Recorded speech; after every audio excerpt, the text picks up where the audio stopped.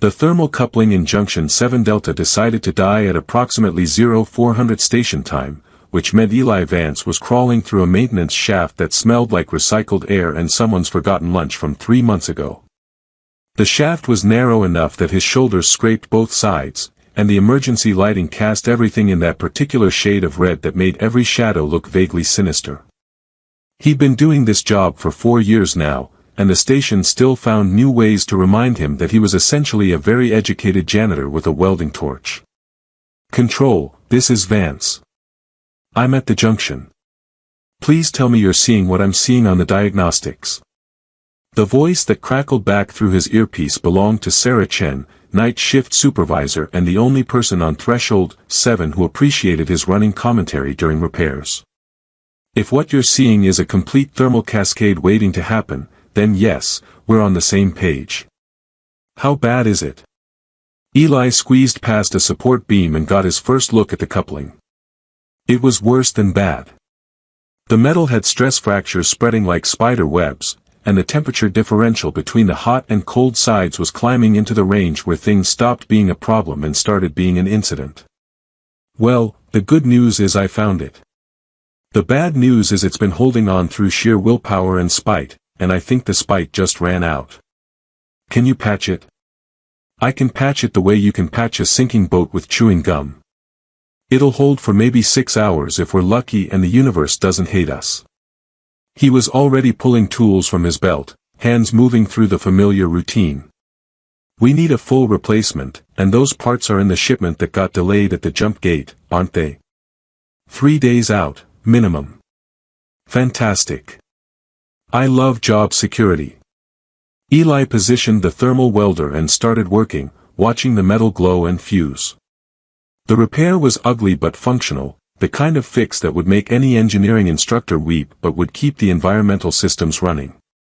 This was the reality of Threshold 7, a station that was supposed to be humanity's grand gesture of commitment to interstellar diplomacy, built on a budget that suggested more of a polite suggestion of commitment. The station sat at the edge of human-controlled space, a waypoint between Earth's territories and the vast regions claimed by the Aethery. It was neutral ground, diplomatic theater, and commercial hub all rolled into one structure that looked impressive from the outside and held together with improvisation on the inside. Eli had never actually met any of the Aethery diplomats who occupied the upper sections. His world was pipes and conduits, electrical systems and life support, the guts of the station where actual work happened away from the handshaking and treaty signing. "Patch is holding," he reported, watching the temperature reading stabilize. "But I'm serious about that replacement. This won't last." "Noted. Get some sleep, Vance. You've been on for 12 hours. Sleep is for people who don't have thermal couplings with a death wish." But he was already backing out of the shaft, his joints protesting the awkward position. He emerged into the maintenance corridor and stretched, feeling his spine pop in 3 places. The corridor was empty at this hour, just the ever-present hum of the station's systems and the occasional groan of metal adjusting to thermal stresses. He was headed back to the maintenance office when his data pad chirped with a new alert. Eli looked at the screen and groaned. "Environmental control malfunction, Section 12, Diplomatic Quarters. Priority 1. You have got to be kidding me." Diplomatic quarters meant the Aethery section, which meant he'd need special clearance, which meant paperwork, which meant he should have stayed in the maintenance shaft and pretended he never got the alert. But Priority 1 was Priority 1, and the last thing anyone needed was an environmental failure in the section that housed representatives from humanity's only alien neighbors. 20 minutes later, after 3 security checks and 1 very suspicious guard who acted like Eli might be smuggling contraband in his tool belt, he stood outside a door that was significantly nicer than any door in the human sections. The panel beside it showed elevated CO2 levels and a failing air recycler, which was almost refreshing in its ordinariness. Even fancy diplomatic quarters had problems with air recyclers. He pressed the call button and waited. The door slid open to reveal an Aethery woman who looked like she'd been woken from sleep but somehow still managed to appear more put together than Eli had ever been in his entire life. She was tall, slender in that way that suggested elegance rather than fragility, and her ears rose to delicate points that extended past her dark hair. Those ears were the only obvious physical difference between her and any human woman he might pass in the station corridors, but somehow they added to an impression of otherness, of ancient lineage and purposes beyond his understanding. "You are the technician." Her voice carried an accent he couldn't place, a rhythm that suggested her native language had different rules than standard. "Eli Vance, ma'am. Hear about your air recycler." He held up his toolkit like credentials. "Mind if I come in and make sure you keep breathing?" Something flickered in her expression. "Amusement, maybe. That would be preferable to the alternative." "I am Liara." She stepped back to let him enter. The quarters were 3 times the size of his own tiny cabin, decorated with what he assumed was ethery art, geometric patterns that seemed to shift when he looked at them directly. And it was definitely too warm, the air thick with recycled breath. Eli moved to the environmental panel and pulled it open, scanning the components. Standard issue, at least, even if the room wasn't. "How long has it been acting up?" 3 days. "It grows worse each night." Liara stood at a careful distance, watching him work. Around her neck hung a pendant on a simple chain, a dark gem set in silver that seemed to absorb the light around it rather than reflect it. 3 days. "And you're just reporting it now?" Eli glanced back at her. "I was told the human technicians were very busy. I did not wish to be, what is the word? A bother." "A bother." Eli laughed despite himself. "Trust me, fixing air recyclers is significantly less of a bother than explaining to my supervisor why a diplomat suffocated because nobody wanted to bother the busy technicians." He found the problem almost immediately, a clogged filter that should have been replaced months ago and a sensor that was misreporting airflow. Typical. "This'll take maybe 15 minutes. You might want to step into the corridor, though. I need to flush the system and it's going to smell like a chemical factory for a minute." "I will stay. I am curious about the process." She moved closer, and Eli caught a scent like ozone and something floral he couldn't identify. "You make light of serious things. Is this a human trait?" "It's an Eli Vance trait. Life's too short to spend it being serious about air recyclers." He started the flush sequence, and the system wheezed like an asthmatic trying to run a marathon. "Though I guess for your people, life isn't exactly short, right? I heard ethery can live for centuries." "Some do. Not all." There was something in her tone, a weight he didn't understand. "And long life does not mean a meaningful one." That was unexpectedly philosophical for a conversation about ventilation systems. Eli replaced the filter and reset the sensor, watching the readings climb back to normal levels. The temperature began to drop immediately. "Well, you should be breathing easier now." Literally. The sensor was lying to the system about airflow, so it wasn't working as hard as it should. Classic machine laziness. You speak of machines as if they have intentions. Spend enough time with them and you'll swear they do. I'm convinced half the systems on this station are actively conspiring against me. He closed the panel and ran a final diagnostic. Everything showed green. There. Good as new, or at least as good as it was before it decided to take a vacation. I am grateful. Liara touched the pendant at her throat, an absent gesture. Up close, Eli could see that the gem wasn't just dark, it seemed to contain depths, like looking into space itself. This station is not what I expected when I was assigned here. What, you mean the diplomatic crown jewel of human ethery relations isn't living up to the brochures? Eli started packing his tools. Yeah, welcome to reality. We're all just making it up as we go and hoping nothing explodes. For the first time, she smiled. It transformed her face, made her seem less like a diplomatic statue and more like a person who understood the specific exhaustion of living on threshold 7. Perhaps that is true for all of us, regardless of species. Eli was reaching for his toolkit when his hand brushed against the pendant hanging at her throat. It was pure accident, his fingers grazing the dark gem as he moved. The world turned to light.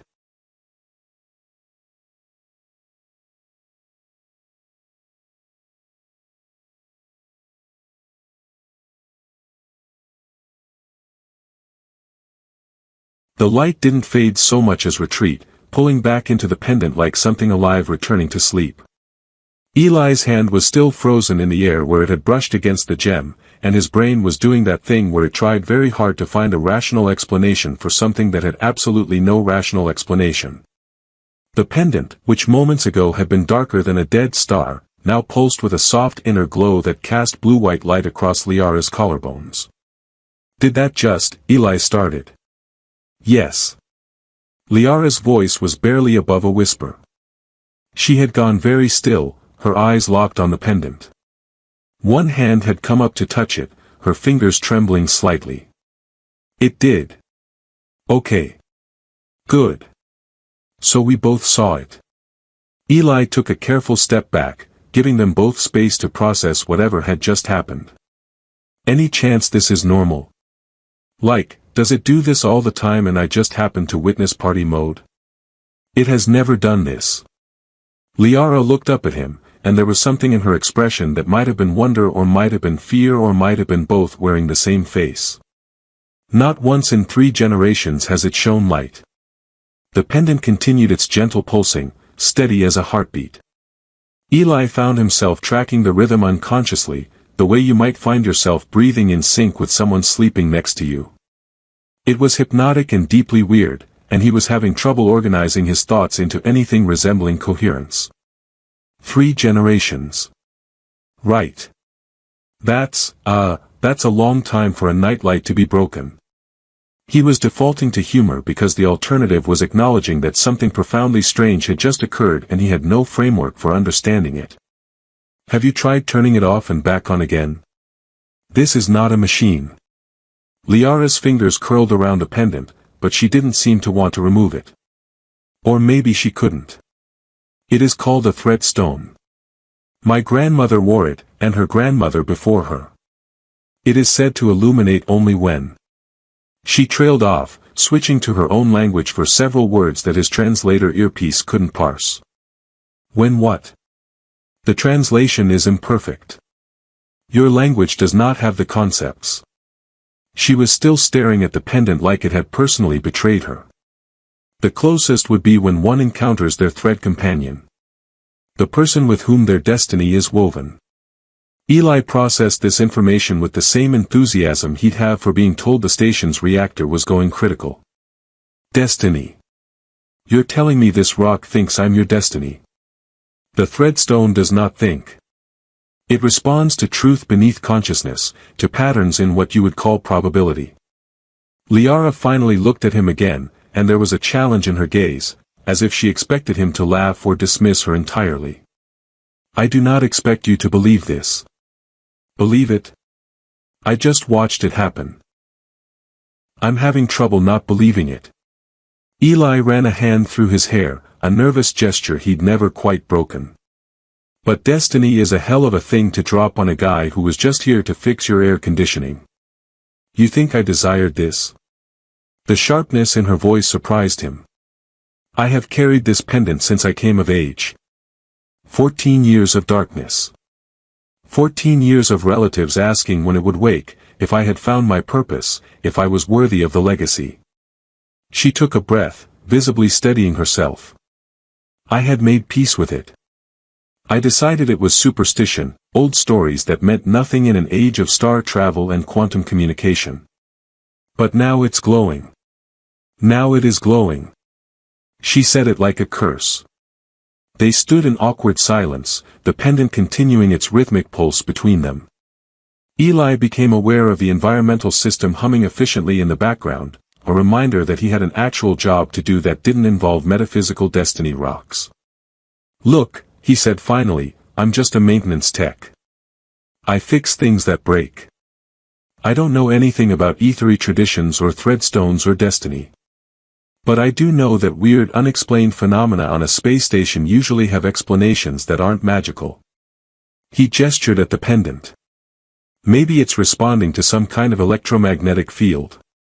Or maybe I've got some genetic marker that triggered a dormant bioluminescent response. There's got to be a scientific explanation. Perhaps. Liara didn't sound convinced. Or perhaps your species simply cannot accept that some truths exist beyond measurement and mechanism. Hey, I can accept all kinds of truths. I accept that the universe is vast and strange and full of things we don't understand. I just prefer those things to not involve me personally.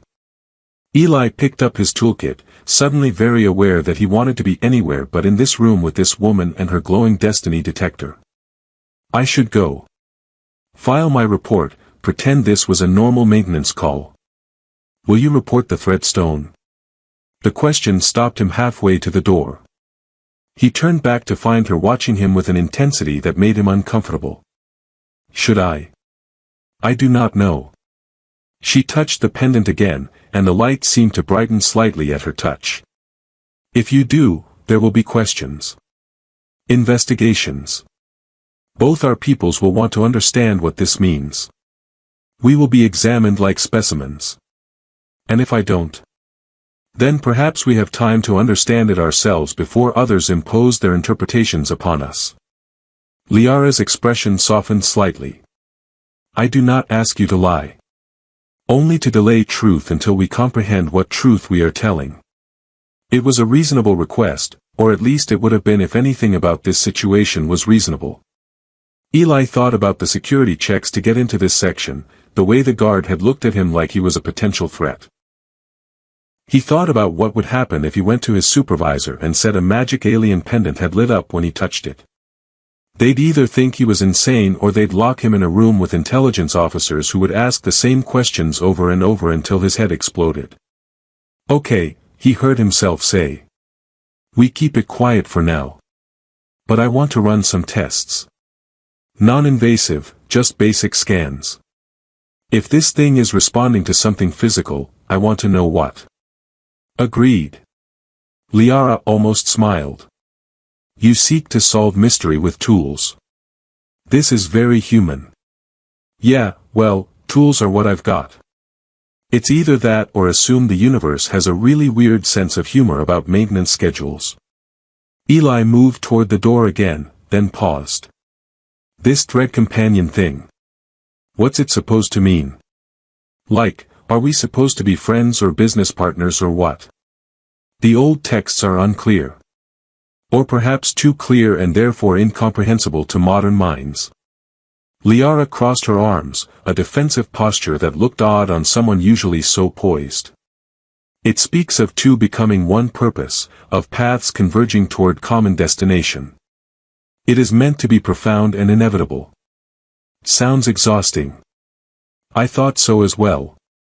She tilted her head, studying him with open curiosity now. You are not what I expected from a human technician. I get that a lot. Usually right before something explodes. Eli opened the door, eager for the neutral territory of the corridor. I'll figure out a reason to come back. Run those scans. Maybe we can find an off switch for your destiny detector and you can go back to your normal life. And you to yours. Exactly. Everyone wins, nobody has to deal with cosmic significance before breakfast. He stepped into the corridor, then looked back. For what it's worth, I'm sorry your rock decided to wake up for a maintenance tech instead of someone more impressive. Liara's laugh surprised him. It was genuine and unguarded, nothing like the careful diplomatic tones she'd used earlier. Perhaps that is exactly why it woke. The universe favoring the unexpected over the ordained. The laughter faded, but warmth remained in her expression. Thank you, Eli Vance. For the air recycler and for not running away screaming. The night's still young. I might run away screaming yet. He managed something like a smile and headed down the corridor, very deliberately not looking back. The pendant's light was still visible in his mind's eye, that steady pulse like a second heartbeat he couldn't quite shake. He made it 3 corridors before he had to stop and lean against a wall, his hands shaking slightly as adrenaline caught up with the situation. A destiny detector. Threat companions. Ancient ethery prophecies lighting up for a human maintenance tech at 4 in the morning. This is fine, Eli told the empty corridor. This is totally fine. Just another day on Threshold 7 where nothing makes sense and everything is held together with tape and prayers. The corridor didn't answer, which was probably for the best. He pushed off the wall and headed back toward the maintenance office, already composing the repair report in his head. Environmental system restored to normal function. No complications. Standard maintenance call. The lie felt heavy, but truth felt heavier. Eli made it exactly 18 hours before he had to go back. Not because he wanted to, though he'd spent most of those 18 hours thinking about the pendant's light and Liara's expression and the way the universe had apparently decided to mess with his perfectly ordinary life, but because the scanner he needed wasn't something he could just requisition without raising questions. He had to borrow it from the medical bay, which meant inventing a plausible reason for needing equipment designed to detect bioelectric fields in living tissue. I think there's a short in the neural interface ports in Section 9, he told Dr. Yates, who looked like she'd been awake for 3 days straight and was held together primarily by coffee and spite. Might be leaking some kind of field that could interfere with implants. Take it. Bring it back in one piece. If you break it, I'm billing your department. She handed over the scanner without even looking up from her tablet. Medical didn't care about maintenance problems as long as maintenance didn't create medical problems. The scanner was a compact unit, smaller than his datapad, designed to map the electromagnetic signature of neural tissue. If the pendant was responding to something in his biology, this should pick it up. If it didn't, well, then they were back to destiny and cosmic significance, and Eli would have to confront the possibility that the universe was even weirder than he already thought it was. Getting back into the diplomatic section was harder the second time. The same guard from before, a woman named Torres who took her job very seriously, stopped him at the checkpoint and examined his credentials like they might have transformed into forgeries overnight. 2 calls to the same quarters in 2 days, Torres said. That's unusual. What can I say? The diplomatic section has very needy air recyclers. Eli kept his expression neutral. This is a follow-up. Making sure the repair held. Aha. Torres didn't look convinced, but she scanned his credentials and waved him through. Stay in the corridors. Don't wander. Wandering is what got me this job in the first place. I'm trying to cut back. The door to Liara's quarters opened before he could signal, as if she'd been watching the security feed. She stepped back to let him in, and Eli noticed immediately that she looked tired.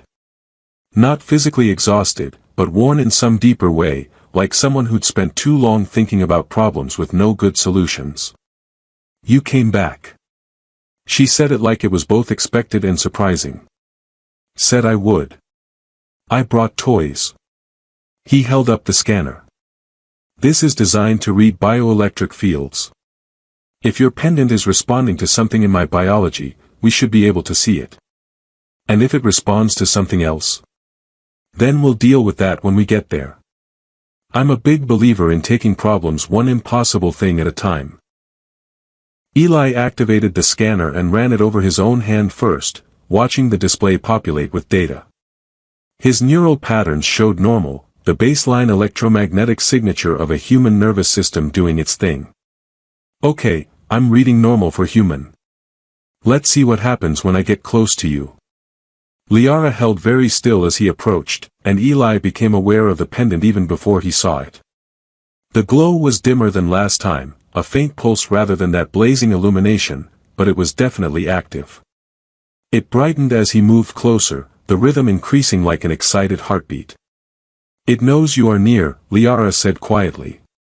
Or it's responding to proximity. Same difference, maybe. Eli held the scanner up, sweeping it across the space between them. The reading spiked immediately, showing a field pattern he'd never seen before. It wasn't his electromagnetic signature and it wasn't Liara's, it was something that existed in the space where their fields overlapped, a resonance that shouldn't be possible between two different nervous systems. Okay, that's new. What does it show? It shows that when we're close, our bioelectric fields start syncing up. Like they're trying to match frequencies. He moved the scanner closer to the pendant itself, and the readings went chaotic. And whatever this thing is made of, it's amplifying that resonance. Not creating it, amplifying it. Liara leaned over his shoulder to look at the display, close enough that he could feel the warmth of her presence. The pendant flared brighter. So it is not magic. It is science we do not understand. There's not much difference when you get down to it. Sufficiently analyzed magic is indistinguishable from science. Eli saved the readings to his datapad, already thinking through implications. The question is why our fields would resonate in the first place. Humans and Aetheri are similar biologically, but we're not that similar. This kind of synchronization usually only happens between identical twins or people who've been in close proximity for years. Perhaps the threadstone does not detect compatibility. Perhaps it creates it. Liara touched the pendant, and Eli watched the readings fluctuate in response to her touch. The old texts speak of binding, of connection forged rather than found. That's a terrifying thought. A piece of jewelry that rewrites neurology. But even as he said it, Eli knew it felt right. The pendant wasn't revealing destiny, it was creating a link between them, forcing their nervous systems into harmony. How long have your people had these things? Thousands of years. Since before we left our homeworld. Liara moved away, and Eli felt the absence like a physical thing, a gap where her presence had been. The pendant dimmed accordingly. They were created during the unification, when my people learned to join minds across distance. The threadstones were meant to identify those who could link most deeply. Telepathy. You're talking about telepathy. A crude term, but essentially accurate. Most Aetheri can share surface thoughts with effort.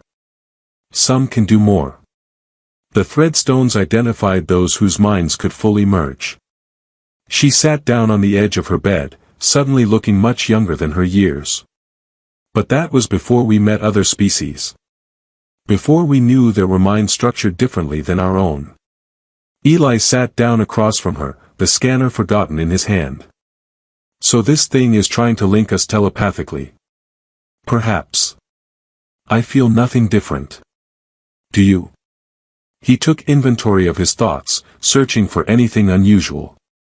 There was the persistent awareness of her presence, stronger than normal proximity would account for.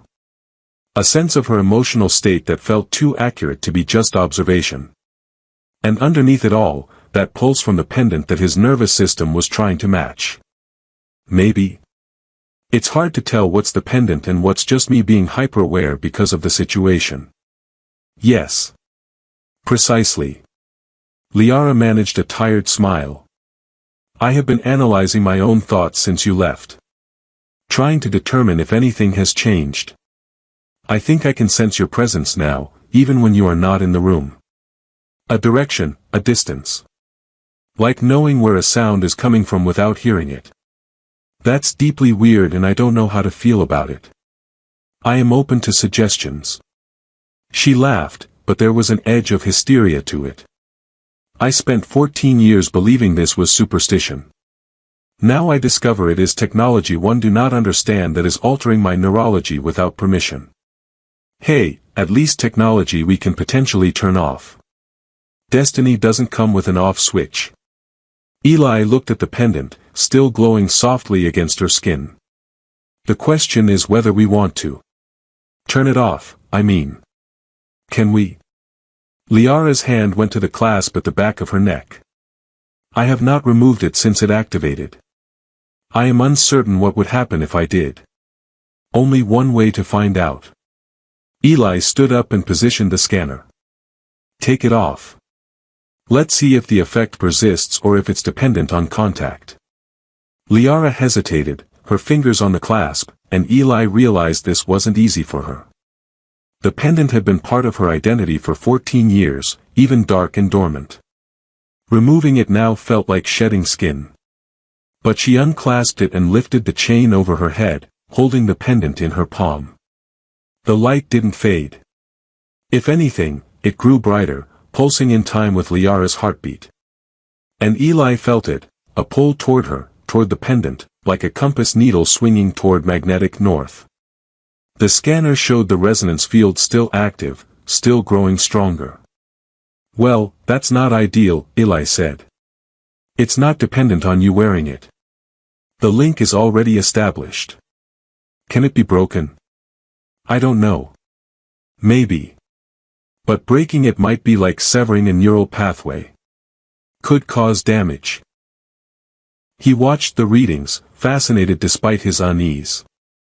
This technology is incredible, though. Your people created something that can forge connections across different neural architectures. Do you have any idea what the applications would be? I know that I did not consent to having my mind altered. Liara closed her fist around the pendant, and the light spilled between her fingers. I know that you did not consent. This was forced upon us by accident, an ancient technology that serves purposes we may never fully understand. She wasn't wrong. Eli sat back down, suddenly feeling the weight of the situation. So what do we do? We can't exactly ignore it. Eventually someone's going to notice that your pendant is glowing and start asking questions. I have been wearing high collars. Making excuses to avoid social gatherings. Liara opened her hand and looked at the pendant like it was a beautiful, terrible thing. But you are correct. This cannot remain hidden forever. Already my superior has commented that I seem distracted. And I nearly walked into a bulkhead yesterday because I was trying to figure out which direction you were in. Eli rubbed his face. This is a disaster. A fascinating disaster, but still a disaster. Perhaps.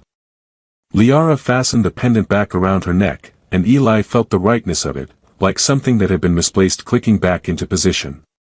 Or perhaps we are simply experiencing something neither of our peoples have encountered before.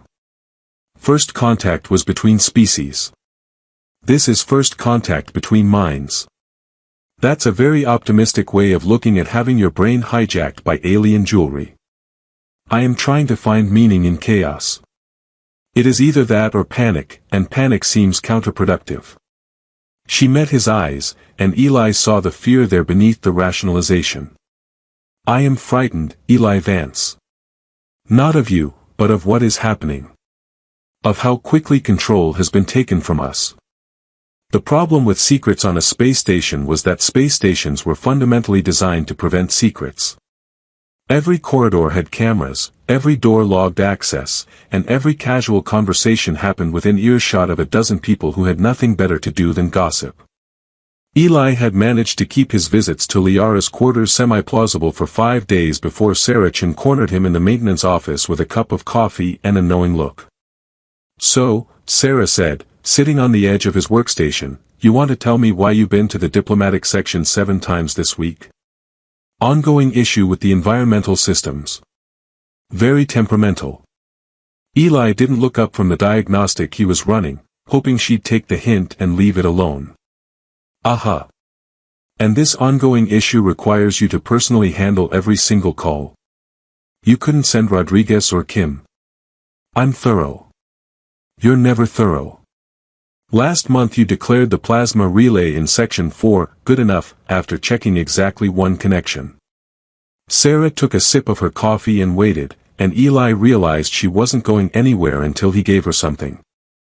I'm not trying to bust you. I'm trying to make sure you're not doing something stupid that's going to blow back on the whole department. Define stupid. Getting involved with someone in the diplomatic corps. Specifically, getting involved with an ethery diplomat when human-alien relations are tense enough without adding personal complications. Sarah's expression softened slightly. Look, I get it. She's probably interesting and exotic and not covered in grease like everyone you normally interact with. But this is Threshold 7. Everything here is political. Eli finally looked up, weighing how much he could tell her. Sarah was solid, someone who'd covered for him more times than he could count, But this situation was beyond the usual maintenance department drama. It's not like that. We're not, it's complicated. It's always complicated. That's how these things work. Sarah stood up, apparently satisfied that she'd made her point. Just be careful. The diplomatic section isn't our world, and we don't have friends up there if things go sideways. She left before Eli could figure out how to explain that things had already gone sideways in ways that had nothing to do with romance and everything to do with ancient technology rewriting neural pathways. He returned to his diagnostic, but his mind was elsewhere, tracking the direction where he knew Liara was. She'd told him she had meetings all day, official diplomatic functions she couldn't avoid, and the distance between them had been growing steadily all morning. It felt wrong, like walking with one leg shorter than the other. His datapad chimed with a message from Liara. Simple text, no video. Can you come to Observation Deck C? Private. Urgent. Observation Deck C was public space, not part of the diplomatic section, which meant no security checkpoints and fewer questions about why he was there. Eli grabbed his toolkit, the universal excuse for going anywhere on the station, and headed up 3 levels. The observation deck was empty when he arrived, just the vast window looking out at the stars and the distant curve of the jump gate that connected Threshold 7 to the rest of inhabited space. Liara stood at the window, her back to him, and even from across the room Eli could feel the anxiety radiating from her. The pendant was visible above her collar, glowing bright enough to reflect in the transparent aluminum. What's wrong? He crossed to her, close enough that the resonance kicked in fully, that sense of rightness that came from proximity. They know. Liara kept staring at the stars. Not everything, but enough.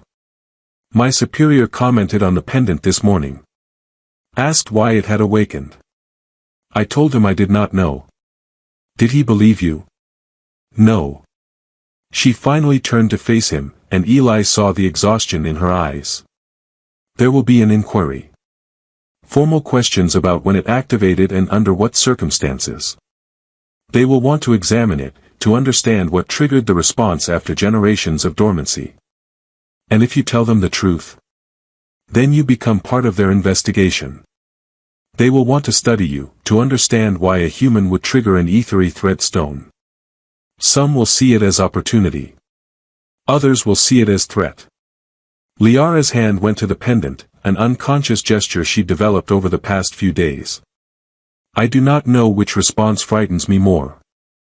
Eli leaned against the window, feeling the cold of space on the other side of the transparent aluminum. Okay. So we're out of time. We either come clean now on our terms, or they figure it out and we lose control of the narrative entirely. There is a third option. Which is? I could lie. Tell them it activated spontaneously, that I do not understand why. Liara moved closer to him, and the pendant brightened in response. I could protect you from this. By taking the heat yourself? That's a terrible plan. Eli shook his head. Besides, lying to your superiors about something this significant seems like a great way to end your diplomatic career. My diplomatic career is likely over regardless. A threadstone binding me to a human maintenance technician is not the destiny my people envisioned for me. There was bitterness in her voice, old wounds surfacing. They sent me here because I was expendable. Junior attaché to a station no one important cares about. Now I have become interesting in exactly the wrong way. Hey, I resent the implication that I'm the wrong kind of interesting. Eli tried for levity, but it fell flat. Look, whatever we decide together. That's kind of the point of this whole thread companion thing, right? Shared destiny, common purpose, all that cosmic significance we've been trying to avoid. You make jokes because you are frightened. I make jokes because the alternative is screaming into the void, and that seems rude when people are trying to work. Eli turned to face her fully, close enough now that he could feel her breathing. But yeah, I'm frightened. This thing between us, it's getting stronger. I can feel where you are all the time now. Sometimes I catch myself thinking in what might be your words. It's intrusive and weird and I didn't ask for it. Neither did I. Liara reached out and took his hand, a deliberate gesture that made the pendant flare brilliant white. But it is what we have been given. The question is what we do with it. The contact sent a jolt through Eli's nervous system, sharper than before. For a moment he could feel what she was feeling, fear and determination and a strange kind of hope all tangled together. Then it faded, leaving just the memory of the sensation and a headache building behind his eyes. Did you feel that? Liara asked. Your emotions. Yeah. That's new. Eli squeezed her hand and let go, needing distance to think clearly. The link is progressing. Getting deeper. We might not have as much time as I thought before this becomes impossible to hide. Or before it becomes impossible to separate. Liara's voice was quiet. I have been reading the old texts, what fragments remain from before the unification. The threadstones were not meant to be rejected. Those who tried to sever the connection suffered neural damage. Madness, in some cases. Fantastic. So we're stuck with this whether we like it or not. It appears so. She moved back to the window, putting space between them that felt physically uncomfortable. I am sorry, Eli. This was not your burden to carry. You were simply doing your job, and my people's ancient technology decided to make you part of something you never wanted. Yeah, well, life's full of surprises. Last year I got stuck in a waste reclamation pipe for 6 hours. This is weird, but at least it doesn't smell like sewage. Eli joined her at the window, keeping enough distance that the resonance didn't overwhelm him. We need a plan. If they're going to investigate anyway, we might as well control what they learn. You would volunteer for this? To be examined by both our peoples, to become a curiosity and a political complication? I wouldn't say volunteer. More like accept the inevitable with moderate grace. He watched a shuttle detach from the station, its running lights bright against the dark. But I'm not letting you face this alone. If they want to study the pendant and figure out why it activated, they're going to need both of us anyway. We might as well be cooperative test subjects instead of hostile ones. Liara laughed, sharp and surprised. You have a strange definition of cooperation. I prefer to think of it as optimistic resignation. Eli pulled out his data pad and started making notes. Okay, here's what we do. You tell your superior the truth, that the pendant activated when I performed maintenance in your quarters. We present the bioelectric data I've collected. We frame it as a scientific anomaly worth studying rather than a diplomatic incident. And if they decide you are a security threat, if they believe you somehow deliberately triggered the activation, then we show them the scans that prove I had no idea what I was doing and that the resonance is mutual. I'm not a threat. I'm just a guy who touched the wrong piece of jewelry at the wrong time. He looked at her, at the pendant glowing against her skin. Unless you think I am a threat. To you, to your people. We've been assuming this is random, but what if it's not? You think you were chosen deliberately? Liara considered this. By whom? The threadstone is not sentient. No, but someone programmed it thousands of years ago. Someone decided what criteria it would use to identify compatible minds. What if those criteria included the possibility of other species? Eli was thinking out loud now, following the logic. Your people made first contact with humans a century ago, but they've been spacefaring for millennia. What if they'd encountered other species before? What if the threadstones were designed to work across species boundaries? That would mean the activation was not accident but design. That my ancestors anticipated this possibility. Liara touched the pendant again. But why? What purpose would it serve to bind an ethery to a human? Maybe the same purpose it always served. Finding compatible minds, building bridges, creating connections. Eli smiled despite the situation. Or maybe your ancestors had a sense of humor and wanted to mess with future generations. Either way, we're here now, and we have to deal with it. Liara nodded slowly, resolution forming. Then we tell the truth. We cooperate with the investigation. And we trust that somehow, this will lead where it is meant to lead. Look at you, getting all optimistic about destiny. I am learning from a master of optimistic resignation.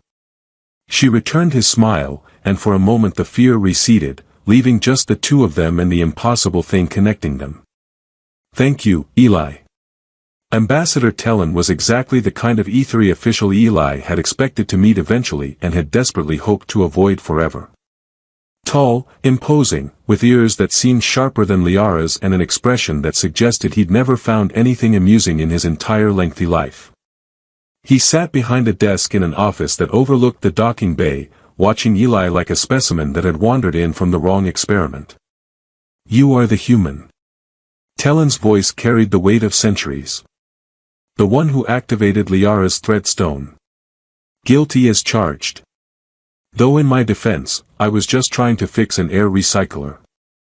Eli stood next to Liara in front of the desk, close enough that their fields resonated and a pendant glowed softly between them. They'd agreed not to hide it anymore. Didn't know cosmic significance was part of the maintenance contract. Tellin's expression didn't change, but Liara made a small sound that might have been a suppressed laugh. The ambassador shifted his attention to her. You should have reported this immediately. The activation of a threadstone is not a trivial matter, particularly when it involves another species. I was attempting to understand what had occurred before creating a diplomatic incident. Liara kept her voice steady, professional. The threadstone is my family's legacy. I felt entitled to comprehend it before submitting myself and Eli to investigation. And in that time, the bond has deepened. I can see it in the pendant's light, in the way you stand together. Tellin stood and moved to the window, his back to them. Do you understand what you have done? The precedent this creates? With respect, Ambassador, we haven't done anything. The threadstone activated on its own, following whatever criteria was programmed into it thousands of years ago. Eli pulled out his data pad and set it on the desk. I've been running scans. The bioelectric resonance between us is real and measurable. This isn't mysticism. It's technology responding to compatible neural patterns. Technology created when we believed ourselves alone in the universe. When threadstones bound only ethery to ethery, strengthening our people's telepathic network. Tellin turned back to them, and for the first time Eli saw something other than disapproval in his expression. Curiosity, maybe, or concern. If the threadstone can bond across species, it suggests our ancestors either anticipated contact with other minds or designed the technology to be more adaptable than we believed. Or both. Liara stepped forward. Ambassador, I have read the fragments we have from the unification era. The oldest texts speak of the threadstones as bridges, not just between individuals but between different ways of thinking. What if they were always meant to reach beyond our own people? Then we have misunderstood our own history for millennia. And you too are the proof.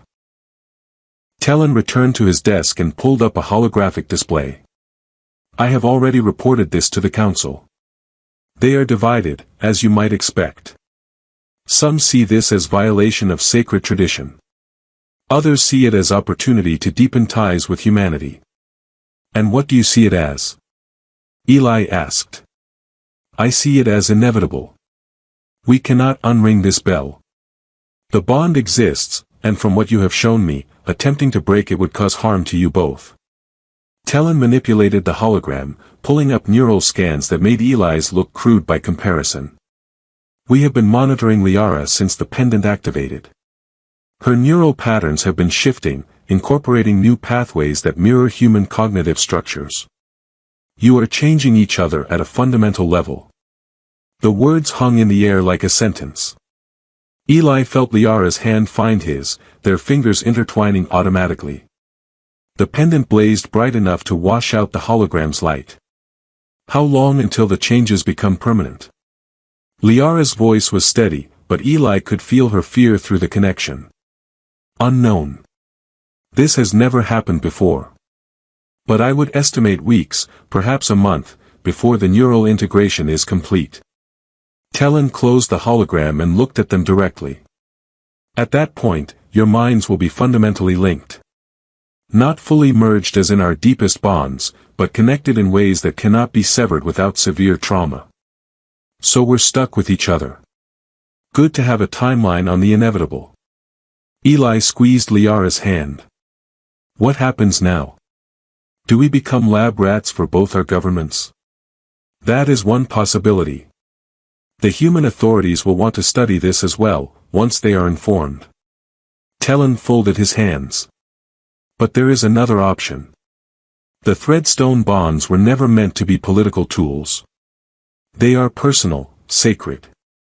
You could refuse the studies, claim privacy rights under both our laws, and spend our lives wondering what's happening to our brains. That seems suboptimal. Eli looked at Liara, at the pendant glowing between them. But it should be our choice. Not something decided by committees and councils. I agree. Liara addressed Talon directly. I will cooperate with research that helps us understand the bond and ensure it develops safely. But I will not be paraded as a curiosity or used to score political points. This is my life, Ambassador. I would like to keep living it on my own terms. Even if those terms now include a human maintenance technician permanently linked to your neural patterns. Talon's expression might have been amusement. It was hard to tell. Especially then. Eli has shown more courage and integrity in 5 days than most diplomats manage in careers. Liara glanced at him, and Eli felt the warmth of her regard through the connection. If the Threadstone chose him, perhaps it understood something I am only beginning to learn. Which is? Talon prompted. That destiny is not about grand purposes or predetermined paths. It is about finding someone who will stand beside you when the universe becomes strange, and choosing to stand beside them in return. She smiled, and the pendant pulsed in rhythm with her heartbeat. That seems significant enough. Talon was quiet for a long moment, studying them both. Then he nodded. Very well. I will inform the Council that you are cooperating with research under supervision, but that you maintain autonomy over how the information is used. The human authorities will need to be brought into this as well. I assume you have superiors who will need explanations. Oh, they're going to love this. Eli imagined explaining to his department head that he'd been neurologically bonded to an alien diplomat. But yeah, we'll handle the human side. Probably with fewer diplomatic protocols and more confusion. I do not envy you that conversation. Talon moved to the door, a clear dismissal. You are both dismissed. Liara, I will expect regular reports on the bond's progression. Eli Vance, try not to cause any more diplomatic incidents while fixing air recyclers. No promises, but I'll do my best. Eli followed Liara out of the office, and they didn't speak until they were in the corridor, away from the ambassador's hearing. That went better than expected, Liara said. Your expectations must have been really low. Mine were summary execution, and we cleared that bar easily. Eli leaned against the wall, suddenly exhausted. The past few days were catching up with him all at once. So we're really doing this. Letting our brains rewire themselves while scientists watch and take notes. Do we have another choice? No. But it helps to acknowledge that we're making the best of a weird situation rather than pretending this is all going according to plan. He looked at her, at the woman who'd been a stranger less than a week ago and was now connected to him in ways he was still trying to understand. Are you okay? Really okay, not just diplomatic okay? Liara considered the question, her hand moving to the pendant. I am frightened. I am uncertain. But I am not alone, and that makes the fear manageable. She moved closer to him, and Eli felt the resonance strengthen, that sense of rightness that came from proximity. When I was young, I believed the Threadstone would lead me to great purpose. When it stayed dark, I decided purpose was illusion and I would make my own meaning. Now it has awakened, and I discover that purpose was neither destiny nor illusion, but choice. That's very profound for someone who's basically stuck with me forever. I am practicing optimistic resignation. You make it look easy. She smiled, genuine and warm. Besides, you are not terrible company. You make me laugh, you do not treat me like a diplomatic statue, and you face impossible situations with humor instead of panic. These are admirable qualities. High praise from someone whose brain is literally merging with mine. Eli pushed off the wall and offered his arm. Come on. Let's go face the human authorities together. I'm pretty sure my supervisor is going to need a drink after this conversation, and misery loves company. They walked through the station corridors side by side, the pendant glowing softly between them, two people bound by ancient technology learning to navigate an impossible connection. The path ahead was uncertain, full of questions neither could answer and changes neither had chosen. But they would face it together, with humor and courage and the stubborn determination to make their own meaning out of what destiny had handed them. Somewhere in the maintenance office, an air recycler would eventually malfunction again, and someone else would have to fix it. Eli's life as a simple technician was over, transformed by a moment of accidental contact into something strange and significant. But as he walked beside Liara, feeling her presence through the bond like a second heartbeat, he thought maybe the universe's sense of humor wasn't so terrible after all. The pendant pulsed in agreement, warm against Liara's skin, binding them together as they stepped forward into whatever came next.